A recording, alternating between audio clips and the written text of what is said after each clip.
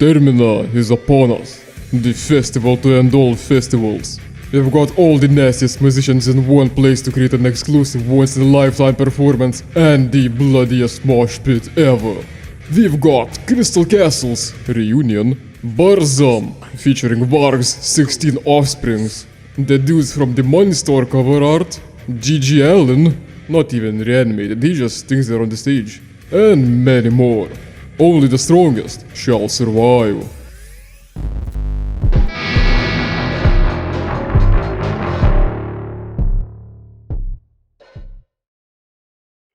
Several months ago, I was blown away by Fear and Hunger and its masterful building of tension, using only seemingly simple tools. And now, what was initially a Berserk fan's wet dream has received a proper full-fledged sequel, Fear and Hunger 2, Termina. I can immediately tell you that if you happen to hate the first game, this most likely won't change your mind.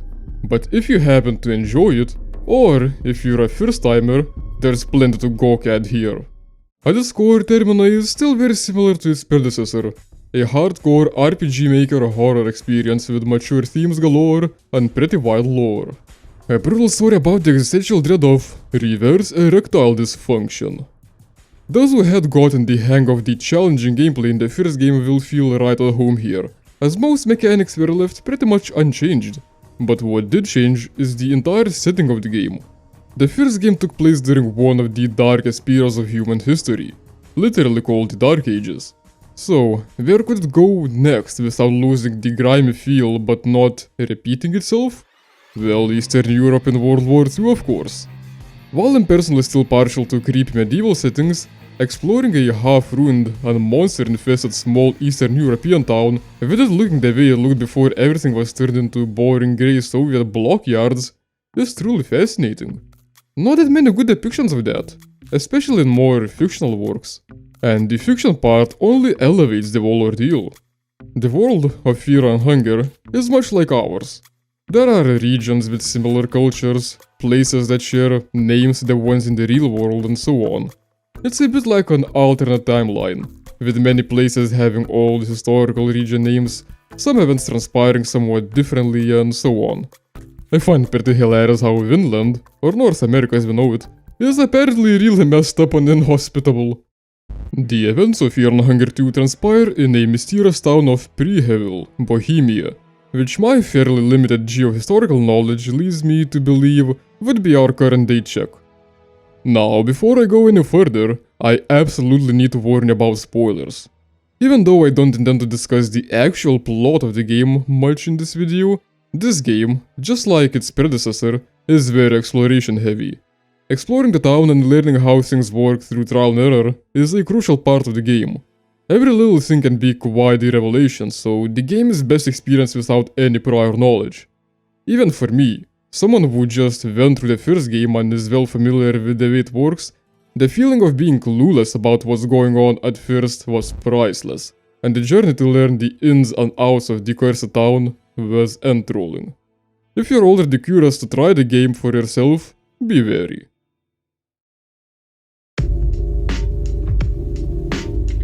Get out of here with these chapter titles, I'm going on full ramble with this one. So, you're still here? Cool. Starting the actual game, we get to pick from a wide cast of characters this time around. Too many to describe everyone in detail, but the gang includes a JoJo reference, Nuts, wheelchair, Canon Fodder, Breakdance is always breakdance, and others. Every character will be interesting in their own ways because of different skill sets and backstories. This chat even has an entire text adventure for an intro. They all happen to be aboard the same train, all share a weird dream about the festival of Termina that's happening in 3 days, and then the train breaks down. All the other passengers disappear, and the cast is forced to participate in a way darker spin on the Hunger Games. Fear and Hunger Games, if you will. Wow, that reference is so relevant and hurt me a little. Initially it seems like the people who got stuck there got there accidentally, but throughout the game and repeated playthroughs, and you will need to repeat stuff, this game is tough, it gets revealed that all of them had some sort of connection to the town or something weird going on with their lives otherwise. The man in his dream whose name is straight up a Finnish curse word, instructs them to head to the giant tower deep in the town, and that only one of them may reach it. And that's where the actual game begins. Just the first section, that takes place in the outskirts of the town, is very impressive. The game is not too long, but it's very wide in its design, providing the player with a lot of choices to perform the same tasks. Screw those 100-hour long RPGs, I don't have the time to dedicate to something like that, only to get railroaded in the end. Give me those shorter games with actual choices, and I'll spend just as much time being hooked and wanting to see the different options. The first main goal is to enter the town, but the main gate leading to it is locked with 2 different locks. And know what? Throughout my numerous runs, I never unlocked the gate the proper way. At this point I know around 5 different ways to get into the town in a different way, and I would get to experience them depending on my luck, selected character, or simple ingenuity. There's plenty to see before even getting to the town. There are a bunch of mad villagers, weird abominations. Heck, one of the first people to greet you with your arrival, and likely one of the first deaths comes from gender-fluid Rasputin in an unbuttoned trench coat. And I mean, his dick can literally detach from his body and... Oh no, I played the first game, I'm not falling into a toilet again. You won't get me with the same cheap trick again, game. Ooh, a Teletubby house.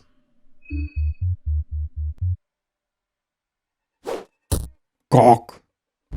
There's no procedurally generated maps this time, but that might be for the better, since this time you get a well-functioning actual map of the town, and there's a better way of creating variety this time around.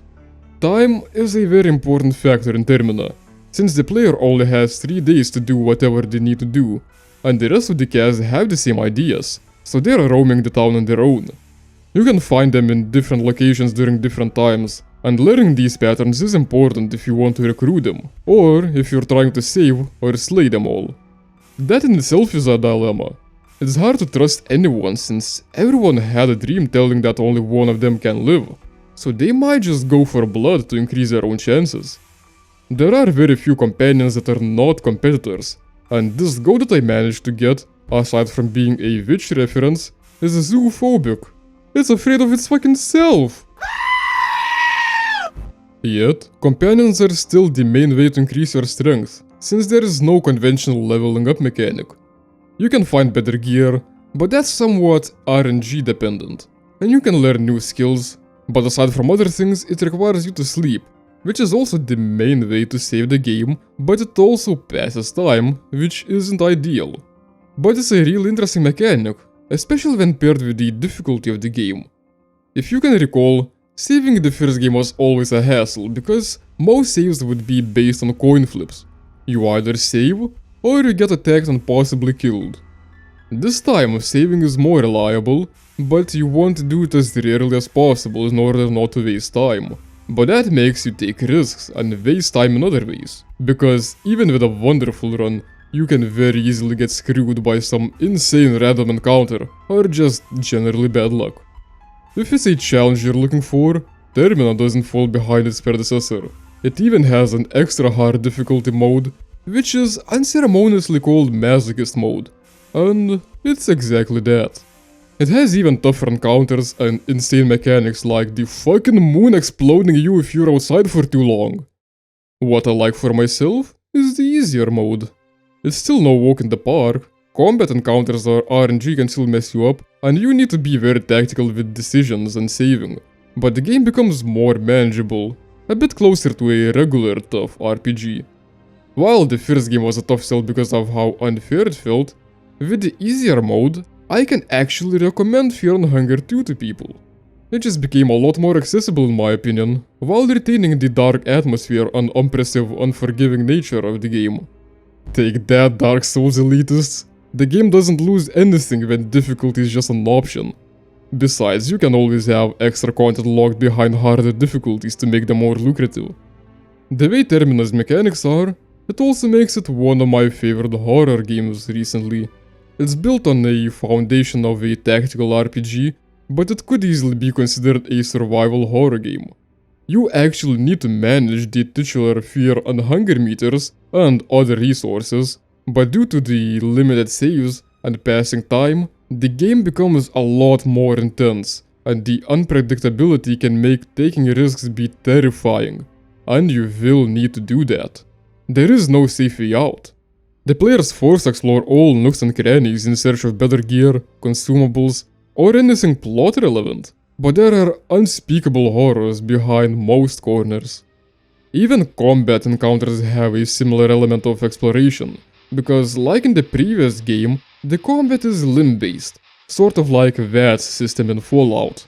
You can target different limbs and try to disable the opponent's fighting power and only then go for vitals. Or if you're in a tough spot and need to win a fight fast, you can aim for the head, risking missing and getting hit back hard. Some enemies have less obvious weak spots that you have to find for yourself. Despite still being tough as nails, the combat actually has been streamlined a little, with there being less random coin toss moments and enemies telegraphing their big attacks more obviously. The addition of guns is also an interesting one. It makes sense to have them, but their ammo is very scarce, so melee weapons don't become obsolete whatsoever. The main use of guns is weakening enemies from distance, before engaging into an actual fight, so it only plays deeper into the tactical nature of the game, making the players think their strategies through. Let's talk about the presentation a little too. Right when I first opened the game, I was amazed by the main menu theme. Wait, that's not quite right.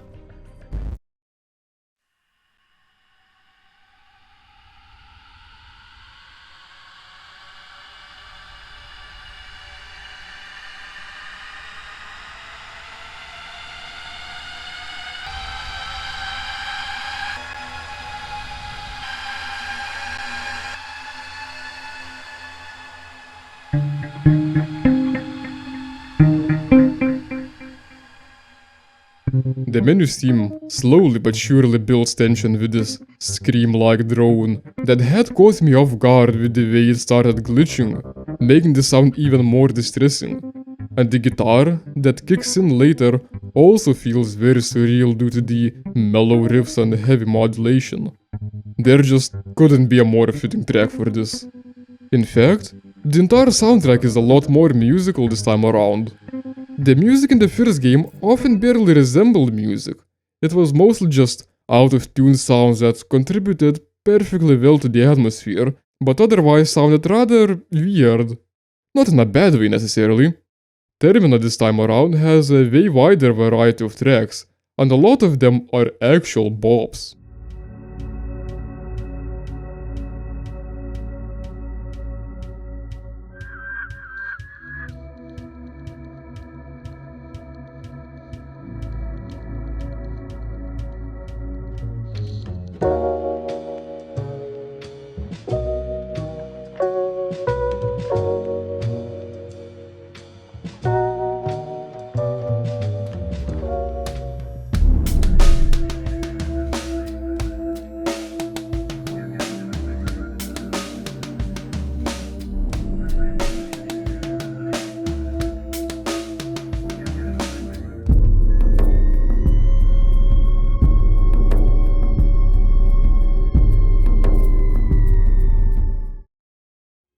I could say that the more musical music fits in the game thematically better too, since it's a more civilized setting. To quote the game, when I heard the first track, I had a massive orgasm and passed out. And when I came to, I realized that the game looks great visually too. Sure, the tools of RPG Maker are rather primitive, but it's the style that counts, and Fear and Hunger 2 has plenty of that. It does feel a little more JRPG inspired this time around with some of the UI and character designs, but the artwork quality seems improved since the last game, and the environment receives some more interesting compositions with the addition of diagonal movement.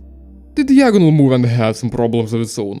I felt like it was inconsistent and I was getting stuck a lot, since ultimately RPG Maker still only works with grids, but it made the environment look more natural and less blocky. The monster designs were great like always, having both the disturbing fleshy mutants and some more biomechanical creatures to fit in with the more industrial era. I'm a sucker for that stuff. That thing, for example, looks like the gun dude concept art from Gorky 17. You can even fight a bleeding washing machine. I hate doing laundry. I hadn't played these Silent Hill games myself. Well, not counting the mobile Java games, but I've been told that a lot of elements this time around have a bit of a Silent Hill vibe. But Termina still has a lot of its own identity not to feel like a ripoff. By now, it has already established a lot of motives and lore in the first game, and they're only getting better. Speaking of, the first game, while not focusing entirely on it, sometimes felt like it was constantly looking for the next most shocking thing, resulting with there being a lot of stingers and sexual violence. It was fitting for the game and I personally didn't mind it since it was done well enough, but I can see it being a bit much for some. This time the sexuality has been toned down a little, and you know what? I'd say the game actually feels a bit more mature and tasteful that way. Don't get me wrong, there's still some disturbing stuff in the game, and at this point it's pretty much essential for Fear and Hunger, but it's a thing that can go wrong very easily, and it would result in a visible lack of emotional maturity and excessive edginess just for the sake of it. I wouldn't say that Fear and Hunger falls for that. The kind and amount of horror was just right and quite fitting for a World War II setting, which is honestly a very scary time with plenty of crimes against humanity and individuals. And of course, Fear and Hunger has its own twist with there being actual gods that are rather messed up, magic being real, and some Beksinski-looking abominations. Despite all the horrors, there would be some parts that would make me chuckle. Choke on my balls! Overall, I see that Fear and Hunger 2 Termina is actually an improvement as a game since the previous one. The world design felt a good bit more intricate, with many different ways to navigate the maze-like monster-infested town, and with things changing depending on time and choices. There's a lot to see even with repeated playthroughs, trying out different characters and going for different endings. And it's already confirmed that the game will receive content updates in the future, just like the first game, so the variety will only expand. Termina is also a lot more accessible with the difficulty selection, and it's a great thing for people like me, who care more about exploration and story than the mechanics. And if you got the guts for it, it's an absolutely wonderful horror experience, building tension in all the right ways. There's creative monster designs, moral dilemmas, gameplay that forces you to take risks, and the mind-bending plot makes you question the existence of things itself. It's a trip. And if losing progress is something that scares you, this game is terrifying as hell. The first game, while always exciting, had me suffer a good bit, but this one has me hooked completely, and I'm waiting eagerly for the future updates. I guess you can't get a better recommendation than that. I mean, who wouldn't want to be able to cut off a bell and head as a trophy in a game? That being said, it's time for me to shut up.